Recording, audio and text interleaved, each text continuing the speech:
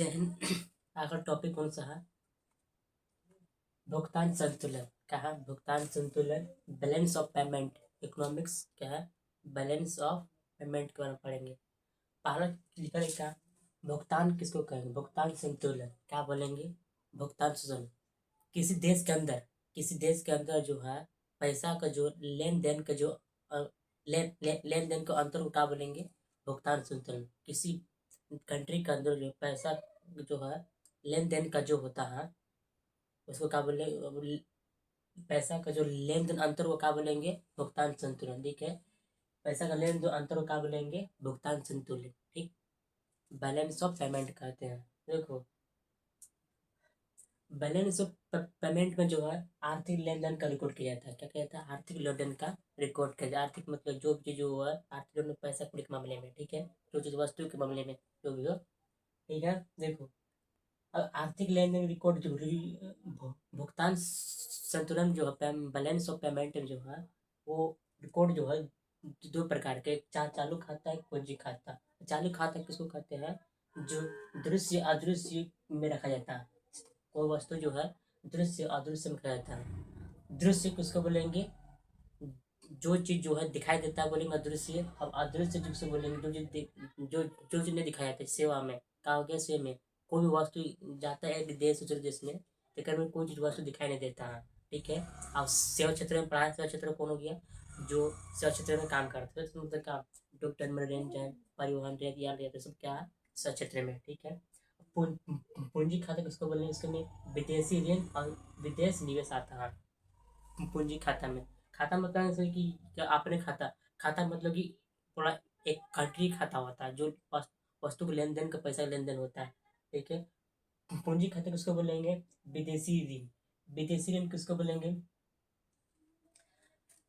ठीक है, विदेशी ऋण हो गया, एक हो गया विदेशी निवेश। क्या हो गया? विदेशी निवेश।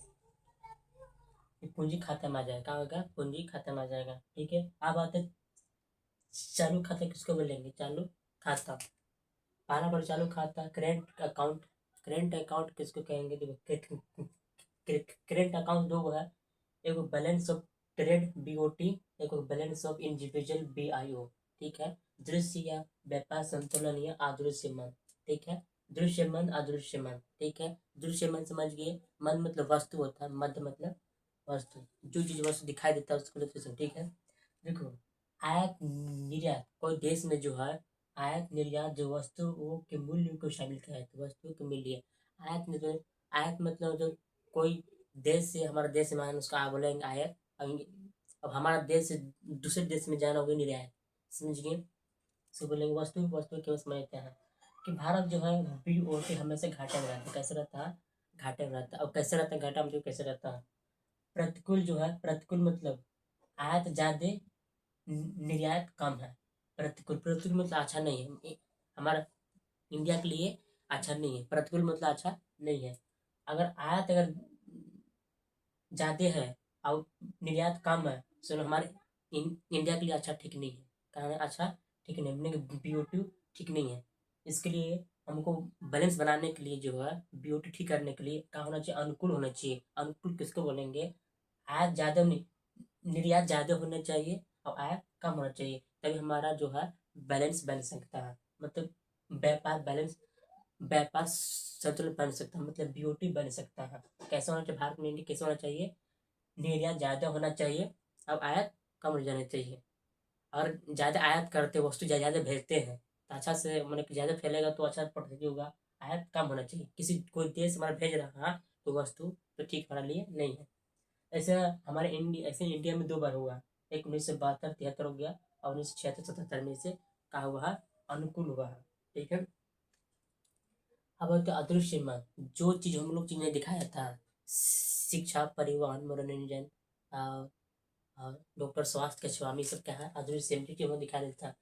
आयात निर्यात के सेवा क्षेत्र में आ जाता है, लेकिन में जो आयात निर्यात का सेवा क्षेत्र होता है, बड़े बड़े वैज्ञानिक माने कि डॉक्टर और जितना जो इंजीनियर सब विदेश, हमारे इंडिया में जितना आदमी अगर विदेश में जाता है उसका आ जाएगा सेवा क्षेत्र में। आयात निर्यात हो रहा है कहाँ? भारत हमेशा ही फायदे में। कहा फायदे में? कैसे है? क्योंकि अधिकतर आयात हो रहा है, क्या हो रहा है, नहीं फिर अधिकतर क्या हो रहा है, निर्यात हो रहा है। तो हम लोग पढ़े पढ़े पढ़े हैं, और ज़्यादा जितने अगर निर्यात होगा वो हमारा भारत जो फायदे में रहेगा, क्या रहेगा, फायदा में रहेगा। और आयात हुआ वो दिक्कत है, आयात में तो कोई वस्तु आ रही नहीं, इसलिए चाहे हमारा इंडिया चाहे तो हम हमेशा अधिकतर अधिकतर क्या करें, निर्यात करें, मतलब कोई वस्तु की भेजे दूसरे देश में। भारत हमेशा कैसा फायदे में रहता है कि यात्रा, परिवहन लागत, व्यापार, स्वास्थ्य जो है निर्यात जाते हैं। ठीक है, आप पढ़ते पूंजी खाता, ये तो चालू खाता था, अब पूंजी खाता कैपिटल का अकाउंट। कैपिटल अकाउंट किसको कहेंगे, देखिए एक विदेशी ऋण और विदेश निवेश आ जाता है। ठीक है, विदेशी ऋण देश निवेश करते हैं। विदेशी ऋण मतलब किसी देश से लोन लेना, क्या बोले कि देश लेन होगी, इसके में पूंजी खाता में जाएगा। अब विदेशी निवेश मुझे किसको बोलेंगे, विदेशी निवेश कोई देश हमारे देश में क्या हो रहा है, कंपनी खोल रहा है, फायदा होगा सबके लिए। ठीक है, तो एन आ रहा है। ठीक है, अब बात देखिए कैपिटल अकाउंट में भी हमें दो आ जाता है, एक होता है एफडीआई, एक होता है एफपीआई। ठीक है, एफडीआई का पूरा में फॉरेन डायरेक्ट इन्वेस्टमेंट, और एफपीआई मतलब फॉरेन पोर्टफोलियो इन्वेस्टमेंट। ठीक है, कि एफडीआई में क्या होता है, कोई विदेशी कंपनी, ठीक है, कोई विदेशी कंपनी संस्था, कहा संस्था भारत की कंपनी जो है 10% से ज़्यादा शेयर बाजार में खरीद लेता है, मतलब खरीद लेता है, उसको बोलेंगे एफडीआई में आ जाएगा, कहा जाएगा, एफडीआई में जाएगा। आज कोई विदेशी कंपनी अगर खरीद, कोई विदेशी कंपनी और भारत की कंपनी अगर खरीदेगा वो 10% ज़्यादा, तो भारत के लिए फायदा होगा, या ज़्यादा प्रोडक्शन होगा, या किसी की रोजगार बढ़ जाएगा, आय भी बढ़ जाएगा बढ़ने से। अब सरकार उसको ब्याज भी करेगा, और जब फायदा बढ़िया होगा, एफडीआई 10% है।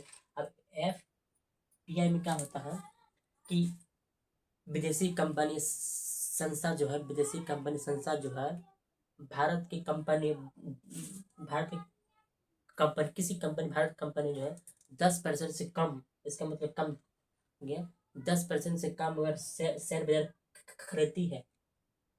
खरीदती है तो उसको बोलेंगे एफपीआई में, हो गया एफपीआई में। ठीक है, अब आते हैं कि बीएफ को अनुकूल बनाना, कैसे बना मतलब भुगतान संतुलन में इसका व्यापार अच्छा से कैसे बनाए, अनुकूल मतलब अच्छा, हमारा इंडिया में कैसे बनना चाहिए, बीओ कैसे बनाना चाहिए, बैलेंस ऑफ बीओ पी।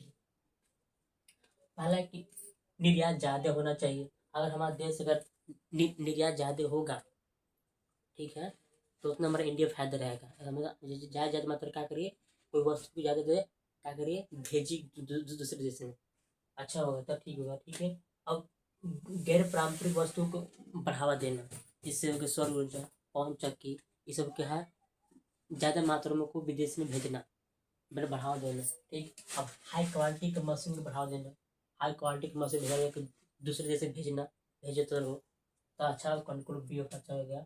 अब आधुनिक सीमा उद्योग को बढ़ावा देना, मतलब सेवा क्षेत्र को जो है ज़्यादा बढ़ावा देना।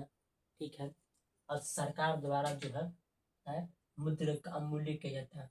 देखिए मुद्रा का अमूल्यन मूल्य किया जाता है, मुद्रा अमूल्यन किसको बोलेंगे, किसको, अगर विदेशी मुद्रा को, कहा विदेशी मुद्रा को, मतलब कि विदेशी पैसा को जो है घरेलू मुद्रा, आप मतलब कि घरेलू मुद्रा को, पैसा को जो गिरा देना का बोलेंगे मुद्रा का अवमूल्यन। ठीक है, एक से क्या फायदा ये होता है, फायदा कि देखो अगर निर्यात अगर सस्ती होगा तो इसका जो है, अगर निर्यात सस्ता होगा तो हमारा कोई वस्तु जो है, वस्तु इस भेजने में आसानी होगा, और उसको जो आयात है वो महंगा होगा। और निर्यात सस्ता होगा तो कोई विदेश जो है आने ले सकते हैं, भेज सकते हैं हम। ठीक है, इंडिया में जो 3 बार हुआ है, एक हो गया 1949 में, 1966 में, 1991 में हुआ।